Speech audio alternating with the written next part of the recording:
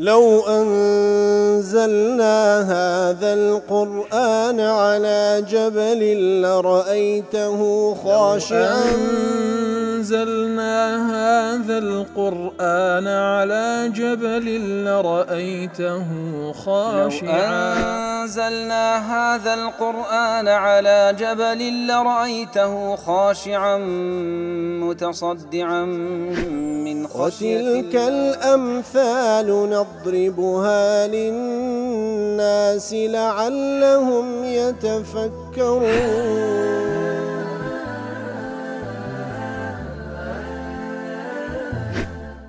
الحمد لله والصلاة والسلام على رسول الله وعلى آله وصحبه ومن والاه. السلام عليكم ورحمة الله. برزان خوش حالم لواني 985 لواني كاين تفسير القرآن في رزمين وخزمتان ومن بس رضا من دي رب العالمين وهي وادان بإوي آزي السودي لور بقرن. أعوذ بالله من الشيطان الرجيم. أم حسبتم أن تتركوا ولما يعلم الله الذين جاهدوا منكم ولم يتخذوا من دون الله ولا رسوله ولا المؤمنين وليجة والله خبير بما تعملون. بارك خوش وسنا رب العالم ده فرمي لسياقي وآتاني كوا فرمان بجهاد وقتال دكا لغل كسانش كافر ده فرمي واد زانن هر ئاوا خوای گەورە واستان لێ دەینی کارێکی وا ناکا و فەرمانێکتان پێ ناکا کەوا لە نەتیجەدا بەدیار بکەویکەوە چێ لەنگۆ جیهاد دەکا لە پێناوی ئەڵڵا تەعالا و هەروە چێ لەنگۆکەوە بە هیچ شێوەیەک لە غەیری ئەڵڵا سوبحانەوە تەعالا و غەیری پێغەمبەرەکەی صلی الله عليه وسلم و غەیری ئیمانداران کەس ناکاتە وەلیجە لە بۆ خۆی واتە کەس ناکاتە پەنا لە بۆ خۆی غەیری ئەڵڵا تەعالا غەیری پێغەمبەر صلی الله عليه وسلم غەیری ئیمانداران و ئەڵڵا تەعالاش خەبیرە ئاگادارە بەکار و کردەوەکانتان. ئەم حەسیبتم ئەن تترەکوا وەکو لە تەفسیری قاسمی دەڵێ ئەی عەلا ما ئەنتم عەلەیهی واتەزان ئەوها خوای گەورە واستان لێ دەینی ولا تؤمروا بالجهاد فەرمانتان پێ ناکرێ بە جیهاد. ئەم حەسیبتم ئەن تترەکوا وەکو لە تەفسیر سادە من دونی ئیبتیلای وئیمتحان واتە دەگەن ئەوها ئەڵڵا تەعالا لێتان دەگەڕێ بە بەوەی کەوە تاقیتان بکاتەوە وأمر بما يبين به الصادق والكاذب واتە دەگەن خوای گەورە ئەوها واستان لێ دەینی فەرمانێکتان پێ ناکا کە لە نەتیجەدا ڕازگۆ و درۆزن لێک زیابیتەوە. ئیبن عاشور دەڵێ الخطاب للمسلمين خطابەکە لێرەدا ئەم حەسیبتم ئەن تترەکوا لەوە مسلمانان على تفاوت مراتبهم في مدة إسلامهم کەواتە مسلماناش أنواع مرتبان تيدا لو مدكوا مسلمان بوينة فشمل المنافقين لأنهم أظهروا الإسلام كوا تخطابك لب مسلمانانا كوا لريزي مسلمان حتما منافقي شتيدا كوا إسلامتي نشان دا إتلا نتيزاو ابتلايا خواي قول منافق إيمان داري راستقين ليك زيادة كاتوا. ولما يعلم الله الذين جاهدوا منكم ولم يتخذوا من دون الله ولا رسوله ولا المؤمنين وليجة وكل قاسم دلي وليجا أي بطانة يفشون إليهم أسرارهم وليجا بمعنى أو بطانو أو كسنزي كده كوا كسيك نهيني خوي لاي باز بكا والواو في ولما حالية ولما للنفي مع التوقع والمراد من نفي العلم نفي المعلوم بالطريق البرهاني إذ لو شم رائحة الوجود لعلم قطعا فلما يعلم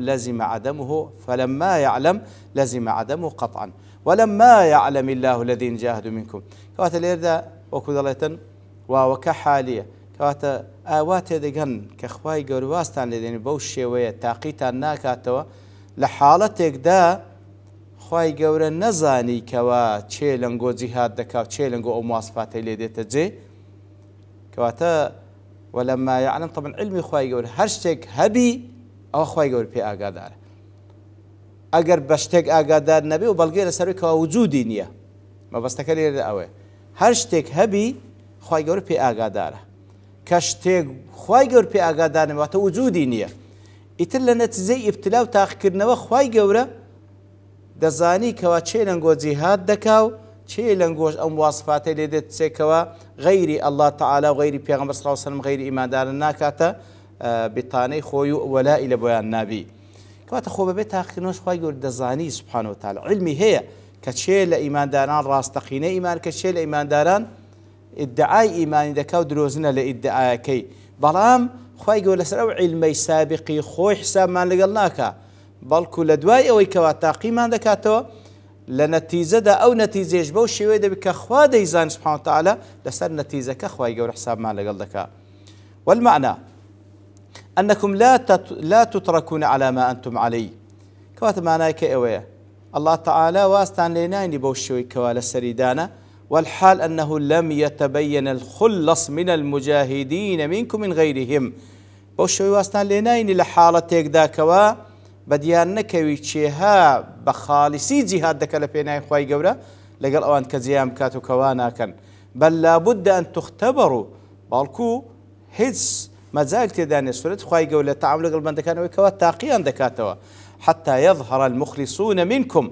تاوكو أني مخلص بديار بكون شين مخلصا كان أواني كوا جاهدوا في سبيل الله لوجه الله، أواني كوا جهاد ينكر لبيناي الله تعالى لا ولم يتخذوا وليجة بهش شويك أواني كجهاد ينكر لبيناي الله تعالى بهش شويك وليجان لغير الله ولغير پیغمبركي لغير إيمان داران پیدا نکرد. وليجته أي بطانة من الذين يضادون رسول الله صلى الله عليه وسلم والمؤمنين رضوان الله عليهم. كواتا أو إيمان دار راستقينان أوانا كوا جهادك لن بيناي الله ولا غير الله تعالى ولا غير پیغمبر صلى الله عليه وسلم لغير إيمان داران كسانك ناكنا نزيشي خوان بسن أسرار إيمان داران يان بيبدن. ودلت لما على أن التبيين ذلك وإيضاح متوقع كائن، ولما يعلم لما لبسبة كاردين دله لبوشتيك ويشتاروين ده بلا متوقع كواروب ده تساروان كراو كروب ده. وإن الذين لم يخلصوا دينهم لله يميز بينهم وبين المخلصين. كواتا لنسيه واختباره إخوائي قبل مخلصة كان لقل غير مخلصة كان ليك زيادة كاتو. وفي الآية اكتفاء بأحد القسمين حيث لم يتعرض للمقصرين. كواتا إخوائي قبل لنتسيء أو اختباره مخلصة كان وغير مخلصة لك زيادة كات بلا غير مخلصة كي باز نكردية زيادة باس مخلصة كي كردية لمقابل هذا زاندري كوا أو مخلصة جابته لقى المقصرة كي، وذلك لهم بمعزل من الاندراج تحت إرادة أكرم الأكرمين. كوات أخوي قولة هرهز قيمتي لو داداني باس الشان ناكاتن أو أخوي كوا أكرم الأكرمين مهم لنا زي اختبار أو كوا أخوي قولة ما بستيتي مخلصة كان بديار بكون. وقد قال الله تعالى في الآية الأخرى يتر لو لسندين آيات يدرس أخوي قولة باس لو تاخكروا ابتلاء دكاتن كوا سنتي أخوي قولة التعامل لقلبا دكاين تاقيان دكاتوا تاكل نتيجة تاقي كرنوا فعلا راس إيمان داير راس تقين لقل دروزنا كي بالديار كوي. وكل سورة العنكبوت ألف لام ميم أحسب الناس أن يتركوا أن يقولوا آمنا وهم لا يفتنون ولقد فتنا الذين من قبلهم فليعلمن الله الذين صدقوا وليعلمن الكاذبين. الله تعالى وسنتي لتعامل قلبا دكاني خواهي قولها هموان تاقي دكات لنا ازاي تاقي كرنوا إيمان دار راستقينه ودروزنا كليك زيادة بنوا. وقال تعالى أم حسبتم أن تدخلوا الجنة لسورة البقرة عين ولما يأتكم مثل الذين خلوا من قبلكم بستهم البأساء والضراء وزلزلوا حتى يقول الرسول والذين آمنوا معه متى نصر الله ألا إن نصر الله قريب. لهذا عيني بهمان شو سنة خواهي قولوا إيمان داران بنا خوشي تاقي دكات شو أجر أو دينا بردوام سركوتوبي بردوام لخوشي داي بران بربا بابلين سرفراز بي ودستو جمنا النقاتي إذن همو كسك ديتا أو صفيو أوي كلبو مصلحتيش دي هردي أوي كوا قناعتش بيني هردي بلام خواهي قولات لتاقيان دكاتو لبيجين جيان دادا بنا خوشي زياتر بنا خوشي بديار دكوي أوي كوا بعقيدة وبمنهج وريقرتي وبقناعته وريقرتي لسريشي بكجري وازنايني آزاريش بدري وازنايني بلام أيوي ديكا أقر بعاستم ناخوشش بيني لبر أوي بعقيدة وبيرو باورني واز ديني. وهروها لسورة آل عمرانش ما كان الله ليذر المؤمنين على ما أنتم عليه حتى يميز الخبيث من الطيب. سنة خواهي قروانية كوا إيمان داران بوشوي ليه بقرأ بلكو أحداث روداو اشتواد انت بيش كوا باكو بيز ليك زيادة كاتا. وكلها تفيد أن مشروعية الجهاد اختبار المطيع من غيره.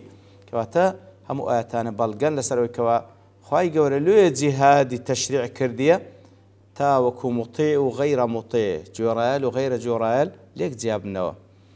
لا تفسيري سعدي دل ولم يتخذ من دون الله ولا رسول ولا المؤمنين وليجا أي وليا من الكافرين. كواتا لا نتيجة تاخكنو بدارك وشيء مخلصة لبو الله تعالى لبو دين إخوة ولا غير الله سبحانه وتعالى وغير إيمان پیغمبر صلى الله عليه وسلم لغير إيمان ولي باونين ولا إلى بكسد كنية بلكو ولي ولايات لبو كافر كنية بلكو يتخذون الله ورسوله والمؤمنين أولياء بلكو الله تعالى وبيغمبر كي صلى الله عليه وسلم إيمان داران دكات ولي ودوست خوي. طبعا كذا فين باس لولي جدكا واتوقت واكو بطانيه كوا هندلين زيك دبتو اسرار خويا باز حتى الانسان شيء خوش به اسرار خويا او بازك ايت الايمان دار الله تعالى خوش ويسترين ذات للاي انزا پیغمبر صلى الله عليه وسلم انزا ايمان داران اسرار خويا همو لاي اوان باز دكا لبر اوي همو ولا لبو او جهتيه. فشرع الله الجهاد وكل تفسيري سعدي دله فشرع الله الجهاد ليحصل به هذا المقصود الأعظم. فتى الله تعالى جهادي تشريع كردي وكو شريعة تقلب إيمان داران داينا تاك أو مقصد برزب ديار بكوي وهو أن يتميز الصادقون الذين لا يتحيزون إلا لدين الله. تاوكو أو إيمان دار رازقوانا جياب ابن وأوانيكوا تحيزو ميليان لبو هيس كسيقنا تنها لبو دين خواهي قول النبي لتشي زيابتو من الكاذبين الذين يزعمون الإيمان لدروزنا كان أو ادعاء إيمان دكان هم يتخذون الولائج والأولياء من دون الله ولا رسول المؤمنين.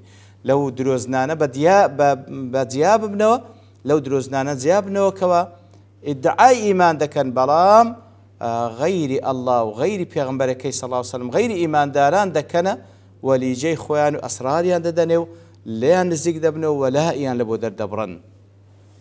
لتفسير محرر ضليل أي ولما يعلم الله الذين جاهدوا منكم والذين لم يتخذوا من دون الله ولا رسول ولا المؤمنين بطانة سوء من الكفار يوالونهم ويفشون إليهم أسرار المؤمنين وشهر أو حق تبازكا كوا إيمان داري حقيق كتنها ولا لبو خواه لبو پیغمبرة لبو إيمان دارانا بلام أواكاين ديكا لبو غير مسلمانان لبو كافر كان ليهن نزيق دبنو أسرار الشيام بيددن. لا تفسير رازي دلي المجاهد قد يجاهد ولا يكون مخلصا بل يكون منافقا. زاروا هي كسك مجاهد ظاهرا جهاد دكا بلام إخلاصي نية بلكو منافقة باطنه خلاف ظاهره. يعني منافقة باطننا وركي خلاف ظاهر كيتي وهو الذي يتخذ الوليجة من دون الله ورسوله والمؤمنين يتر أو كسيك وفعلا غير الله تعالى غير پیغمبر صلى الله عليه وسلم غير إيمان داران ولا إلى بويان دبيتا. فبين تعالى في هذه الآية أنه لا يتركهم إلا إذا أتوا بالجهاد مع الإخلاص. كما تخوي سبحانه وتعالى أحداث دين تبيش حتى أو كبديار بكي وأنا فعلا جهاد كان بوفر إخلاصه خاليا من النفاق والرياء والتودد إلى الكفار بإخلاصه دول لنفاق دول لرياء بازي دول لخوشويستيلا لبو كافران وإبطال ما يخالف طريق الدين وهروها شتشوانا كان كوا ديني بيه بابلين لبين ببردري. والمقصود بأنه ليس الغرض من إيجاب القتال نفس القتال فقط كوا تليدا دلي ما بستكوي كوا خواي سبحانه وتعالى قتالي فرض كل سر إيمان داران ما بستكوان يخدي قتالك إلا هر أو مقصود به بل الغرض أن يؤتى به انقيادا لأمر الله عز وجل. ما بستكوي كوا أو قتال ذكره لبوم الكذبون لبو فرمان خواي جورا ولحكمه وتكليفه لبوم الكذبون لبو حكم خواي جورا لبو تكليف خواي جورا ليظهر به بذل النفس والمال في طلب رضوان الله تعالى. تاوك بديار بكوي أو إيمان دارا آمادية نفس مالي ببخشي لبينا ورزامن دي خواي جورا فحينئذ يحصل به الانتفاع. لو حالتي كوا بوفر إخلاصه بمبس رزامن دي خواي جورا نفس مالي آمادية ببخشي أو جهادية كوا سودي لبو دنيا وقيامتي أو بندي دبي وأما الإقدام على القتال لسائر الأغراض فذلك مما لا يفيد أصلا.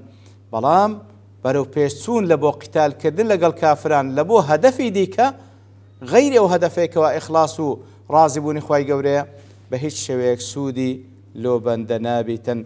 والله خبير بما تعملون أي يعلم ما يصدر منكم ما يصير منكم ويصدر. خوای گەورە ئاگادارێکەوە بەرەو چێن دەرێدەڕۆن و چیتان لێ بەپاش دەکەوی. فيبتليكم بما يظهر به حقة ما أنتم عليه. إذا خوای گەورە ئاگادارە بۆی ناو دڵتانە ئیبتلاتان دەکات تاوکە ئەوی لە ناو دڵتان بەدیار بکەوی. ويجازيكم على أعمالكم خيرها وشرها. ئیتر لە نەتیجەدا خوای گەورە لەوەی لێتان بەدیار دەکەوی کە خوای گەورە سابقاً دەیزانێت ناو دڵتانە لەبەرەوە خەبیر بما تعملون ئەی کەواتە ئاگادارە ببەواطنی قلوبکم. بەڵام لەگەڵ ئەوەش لەسەر ئەو کار و کردەوانە ئەو ئەحداثان دێنتە پێشکەوە کار و کردەوەی پێ دەکەن و ئەوەی لە ناو دڵتان دێتە سەر زمانتان دێتە باملوەکردەوەکان بەدیار دێخن خوای گەورە لەسەر ئەوە سزا و پاداشتان داتەوە. لا تفسير محرر داري والله عليم بجميع أعمالكم الخفية. ئاگادارە بە هەموو کار و کردەوە شاراوەکانتان لێ خوای گەورە لەسەر ئەو کار و کردەوانش فيجازيكم عليها. خوای گەورە سزا و پاداشتان دەت ئەگەر خەیر بی بە چاکە ئەگەر شەڕ بی بە بەرامبەرەکەی بەوەی کەوا سزاتان داتەوە بە عەزاب. ومن ذلك اتخاذ بطانة من الكافرين. ئاگادار بن خوای گەورە ئاگادار بە ناوڕۆژ دڵتان بە تایبەتیش ئەگەر وەلیجە و وەلای تێدابی لە دڵ و دەروونەوە بەرامبەر بە کەسانێکی کافر خوا پەناماندا. وصلى الله وسلم على نبينا محمد وعلى آله وصحبه أجمعين وآخر دعوانا الحمد لله رب العالمين. لو أنزلنا هذا القرآن على جبل لرأيته خاشعا أنزلنا هذا القرآن على جبل لرأيته خاشعا. أنزلنا هذا القرآن على جبل لرأيته خاشعا متصدعا من خشية الله. وتلك الأمثال نضربها للناس لعلهم يتفكرون.